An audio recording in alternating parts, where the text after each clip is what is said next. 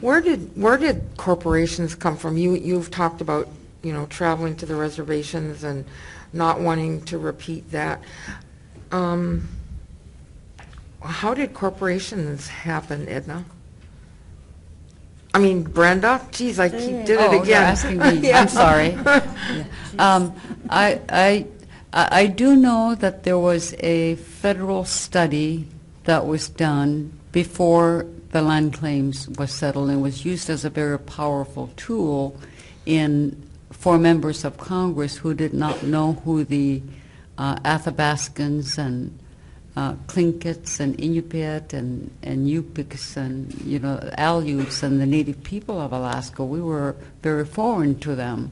So I'm always really grateful to the University of Alaska and some other organizations throughout the state who conducted a study, an in-depth study on the status of the Alaska Native people, the real status of it.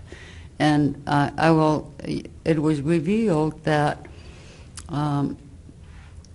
that the Alaska Native people were the poorest of the poor in the United States. I mean, we were at the very low end of the poverty level, according to American standards. We didn't view ourselves that way. I was a little surprised that me and my family were categorized that way. I have heard people say, we never knew we were poor until we were told we were poor. Yeah, exactly. And so some members of Congress, I know when I worked for Senator Greening at the time, the people who were the poorest in the nation as far as data is concerned were the folks from the Appalachian Mountains. Mm-hmm. And the study revealed that the Alaska Native people were even poorer than the poorest in the lower 48. Mm. So I think I'd heard a lot of talk about the need to bring our Alaskan Native people into the economic mainstream of Western America, because after all we were part of America, and yet we did not have electricity, running water, toilets, not even schools in our villages. And so we had a long ways to go. So I'm very thankful for people like Francis and Don Wright's family who did a lot of research with the reservations. We became aware of the restrictions of reservations in that they had to get approval from the Department of Interior and the government every time they wanted to develop or do something within their reservations. Mm-hmm. And we did not want to be wards of the government or have to get approval from them, because remember, our viewpoint at the time is that we're landowners. We've always been here. So to get permission from people in Washington, D.C. to do this or to do that within our boundaries was something that a lot of people resisted at that time. So Marlene can probably answer your question more in detail about how profit-making corporations were chosen, but I think the federal study and the need to bring our people into the economic mainstream was one of the key factors. Mm-hmm. Marlene? Brenda's basically right on with that. We, as the Native people, did not want reservations. We did not want that, nor did most of the Congress want us to have, because they didn't want sovereign government-to-government relationship with us.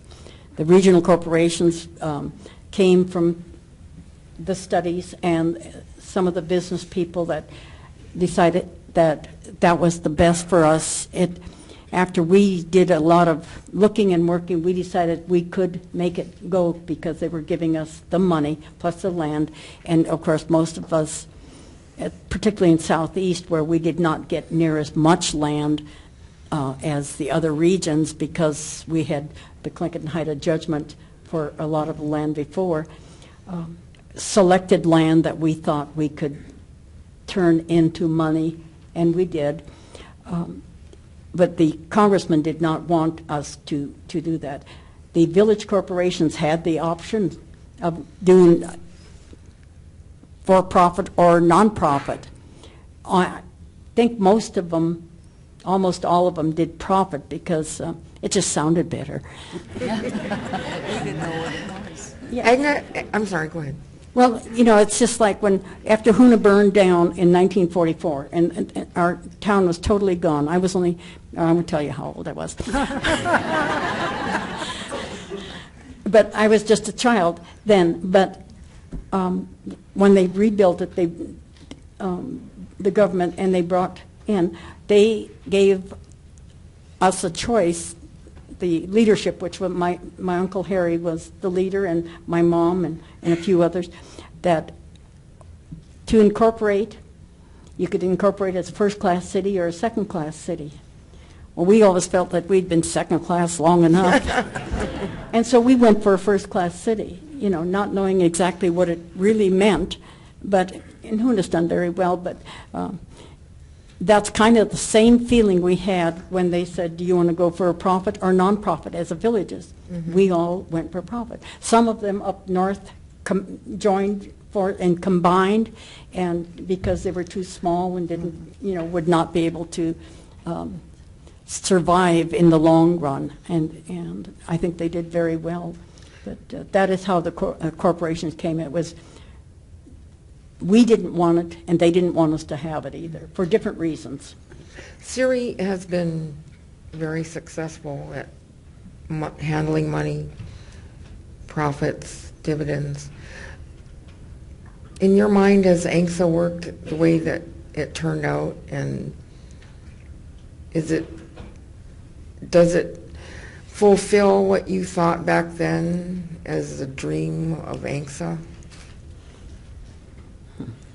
Well, as far as Siri is concerned, it has been, to many of us, a great success story.